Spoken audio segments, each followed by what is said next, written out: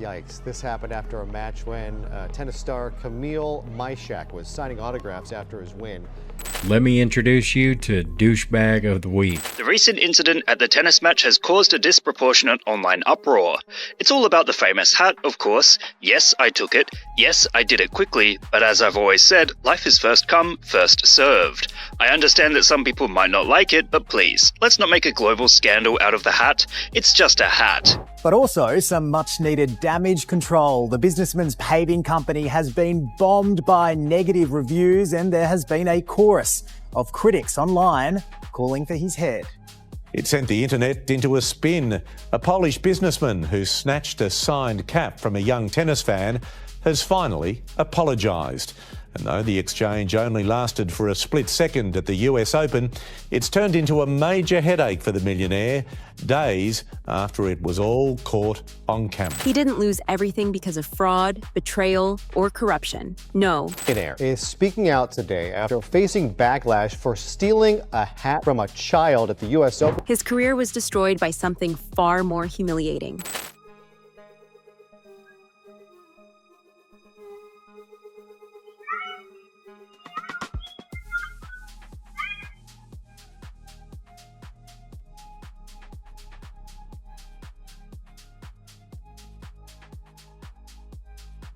That was a grown man in the stand stealing that hat from a child. Millionaire is speaking out today after facing backlash for stealing a hat from a child at the US Open this week. A single selfish act caught on camera at the US Open. One moment that should have been pure joy for a young fan turned into an international scandal that toppled a millionaire CEO. Well, the tennis player did ask for the kid to be found. The kid was found, and as I understand it, he brought the kid in and made the kid whole. Masherak met up with the boy afterwards and gave him another hat to make up for it. I don't know what that man can do to make up for his actions, but, you know, he's got to live with it. Yeah. This is the story of how a simple hat, yes, a hat, ended decades of success and turned a polished businessman into a global punchline overnight. The stage was set at the US Open. Camille Masherak had just battled through a grueling 5-set match, sweat dripping, but his smile still shining. As the crowd roared, he removed his cap, the kind of small, intimate gesture that athletes share with their fans.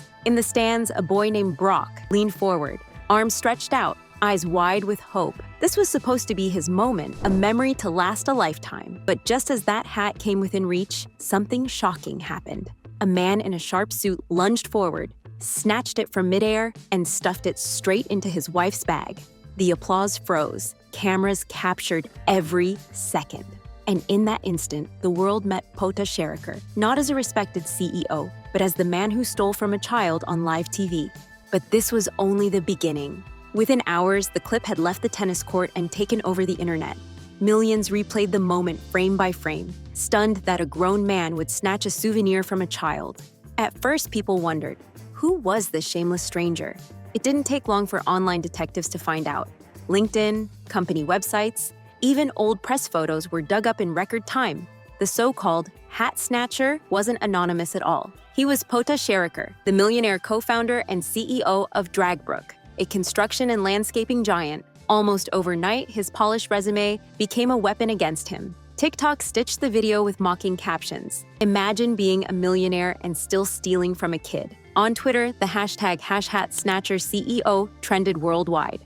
Forums filled with memes, parodies, and furious comments. What should have been a forgettable sports moment was now a digital witch hunt, and Sheriker was its main character.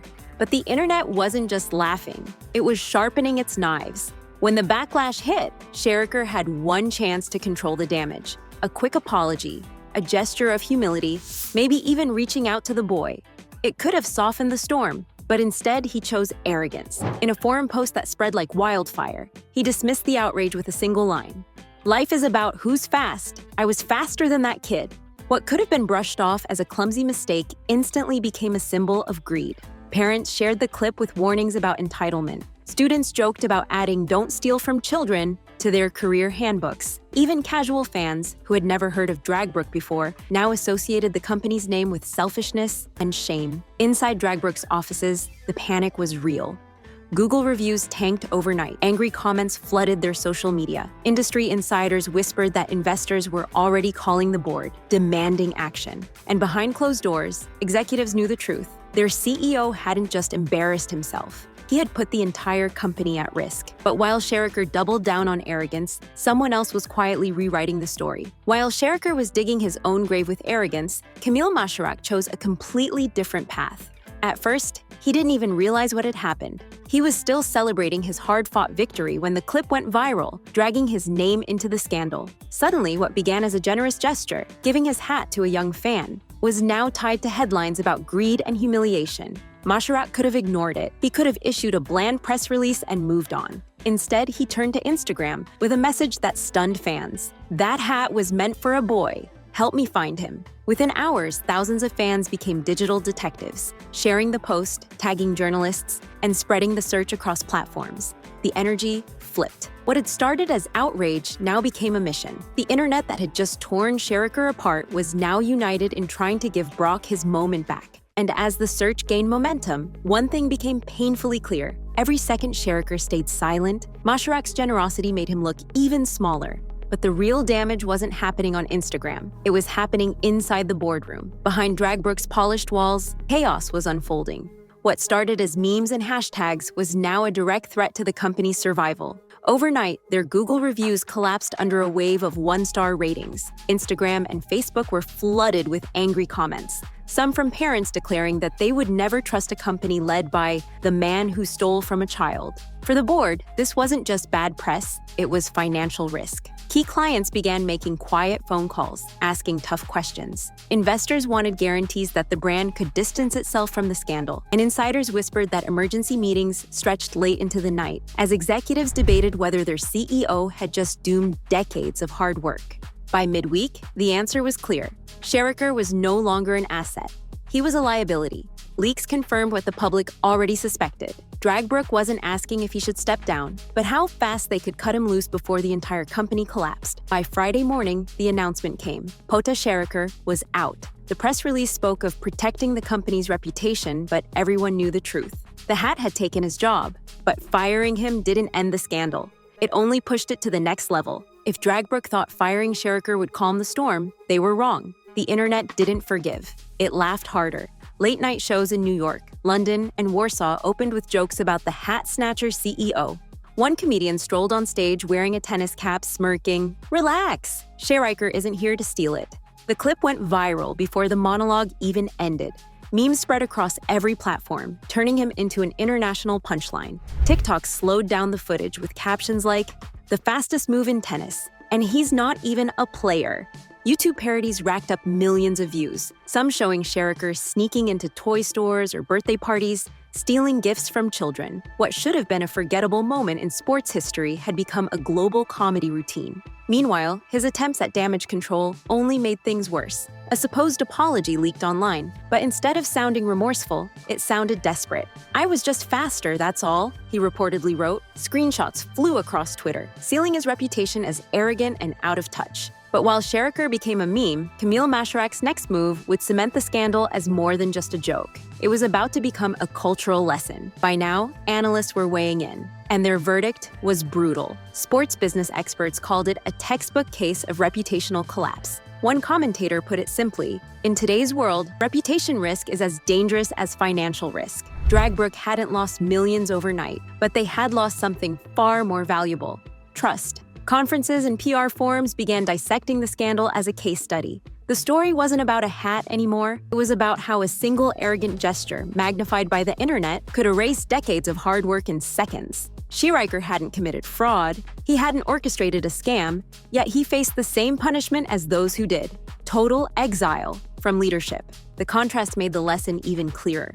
On one side, Sheriker's arrogance showed how entitlement can destroy. On the other, Camille Masherak's humility, finding Brock, giving him not just a hat, but a moment of pure joy, showed how generosity can save a reputation. Together, they created a parable about power in the digital age. But what turned the scandal from a boardroom disaster into a cultural parable was how the audience responded, not just with anger, but with participation. What began as a petty act of greed had now become something far larger, a cultural mirror.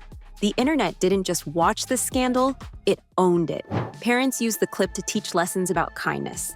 Students turned Brock's stunned expression into stickers and memes, shorthand for disappointment. Commentators compared it to politics, Hollywood, even corporate collapses. The arena didn't matter anymore. Whether it was a red carpet, a debate stage, or a tennis court, the rules were the same. One selfish gesture could ignite a global wildfire. Sheriker had become the symbol of arrogance, a living reminder that in the viral age, power is fragile. Camille Masherak, by contrast, became a symbol of grace, not because of a trophy, but because of a simple act of decency. The lesson was brutal, but unforgettable. In a world where every moment can be replayed, generosity is magnified, ego is magnified, and reputations live or die in seconds. By the time the dust settled, Sheriker wasn't just a disgraced CEO. He was a cautionary tale, a case study for every executive, politician, and celebrity who still believes the world isn't watching. And the world was left with a haunting question. If a single hat can end a career, what will the next viral moment destroy? So, in the end, a single hat toppled a millionaire CEO. Not fraud, not corruption, not scandal in the boardroom, just a selfish grab caught on camera, magnified by millions, and sealed by arrogance. Pota Sheriker's downfall is more than a viral meme. It's a warning. In today's world, every gesture counts, every second is recorded, and one arrogant act can erase decades of success. But there's another side too. Camille Masherak proved that humility and sincerity can flip the script. Where greed created outrage, generosity created hope. One man stole a memory, another gave it back. And the world never forgot the difference. That's the ruthless memory of the internet. It doesn't just punish arrogance, it rewards grace. And if a hat can destroy a career, it makes you wonder, what's the next viral moment that will change everything? Subscribe now, because the next scandal, the next twist, the next storm is already on its way, and you won't want to miss it.